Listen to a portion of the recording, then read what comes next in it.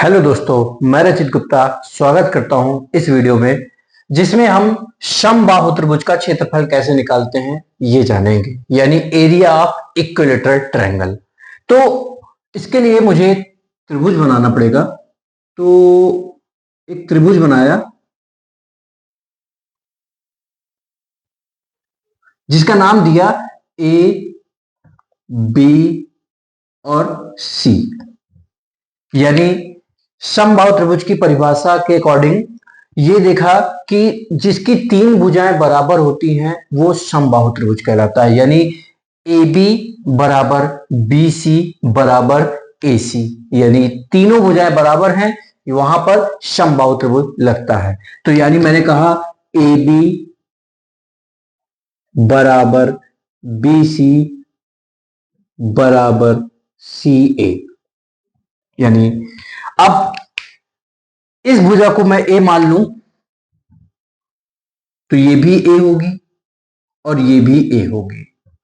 तो अब शीर्ष ए से बीसी पर एक लंब डालता हूं।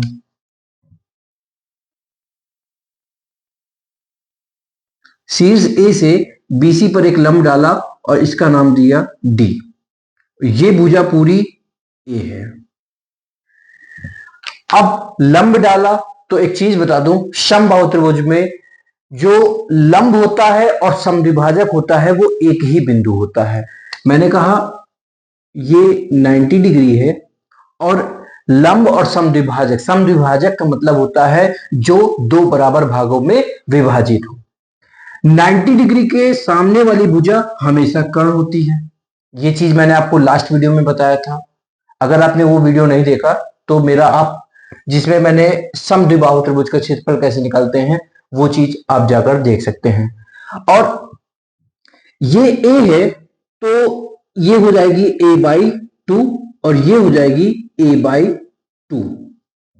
अब त्रिभुज ए बी डी या त्रिभुज ए डी सी, किसी एक त्रिभुज के लेके हम इस एरिया ऑफ इक्विलैटरल ट्रायंगल को प्रूफ करेंगे। तो त्रिभुज ए बी डी में पाइथागोरस प्रमेय से लगाएंगे। त्रिभुज ए बी डी में पाइथागोरस प्रमेय लगाएंगे तो पाइथागोरस प्रमेय से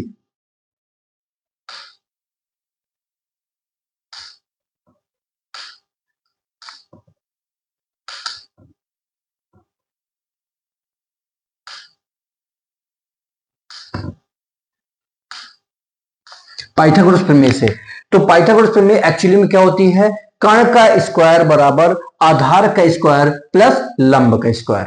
अच्छा, एक एडी हाइट है तो मैं इसको एच मान लेता हूं, तो ये हो गई एच। अब मैंने बोला कर्ण का स्क्वायर बराबर आधार का स्क्वायर प्लस लंब का स्क्वायर, यानी ए बी का स्क्वायर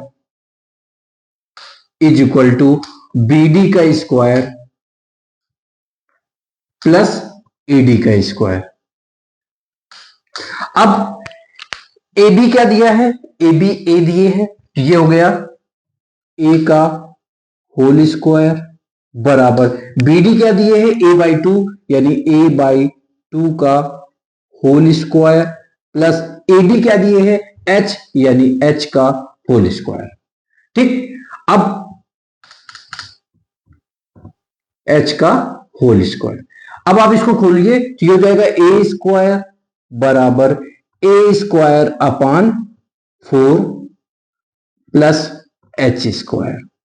अब मुझको एच डिफाइन करना है, एच डिफाइन करना है तो मैं एच को एक तरफ ले लेता हूं, तो एच स्क्वायर बराबर ए स्क्वायर माइनस का ए स्क्वायर अपान का 4।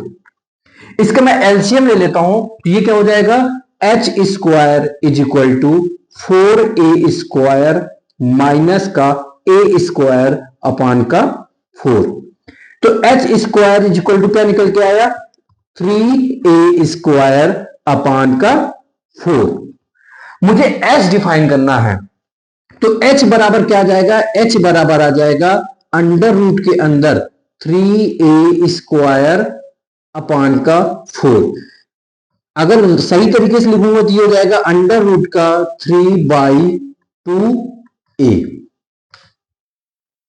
अब एक चीज समझिए, यहां पर कभी आपको भुजा दी जाए और हाइट निकालनी है तो आप इस फॉर्मूले में रखकर एक बार में निकाल सकते हैं √3/2 इंटू ए में।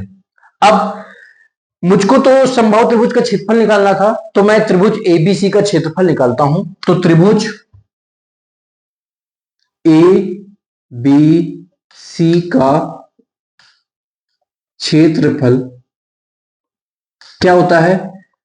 1/2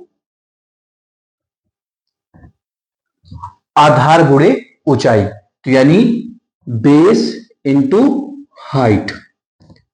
तो 1/2 बेस क्या है इसका, यानी आधार क्या है? आधार है ए, तो ये हो गया ए।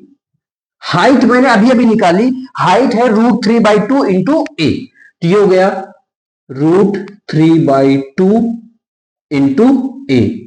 अगर मैं इसको सही तरीके से लिखूंगा तो ये हो जाएगा √3/4 ए स्क्वायर। यही एरिया ऑफ इक्विलेटरल ट्रायंगल होता है, यानी एरिया बराबर होता है √3/4 ए स्क्वायर। हमको यही प्रूफ करना था। अब एक चीज और बता दूं, अगर आपको कभी हाइट दिए हैं तो मैं आपको एक चीज बता दूं, हाइट दिए है और ए निकालना है यानी भुजा निकालना है, तो यहां से आप एक चीज और निकाल सकते हैं, ए बराबर होता है 2h/√3। ये भी आप इसमें निकाल सकते हैं। आपका समबाहु त्रिभुज का क्षेत्रफल √3/4 ए स्क्वायर यानी भुजा का स्क्वायर प्रूफ हो गया। अगर आपको मेरा ये वीडियो अच्छा लगा है तो मेरे वीडियो को लाइक कीजिए, सब्सक्राइब कीजिए एंड शेयर कीजिए। Thank you.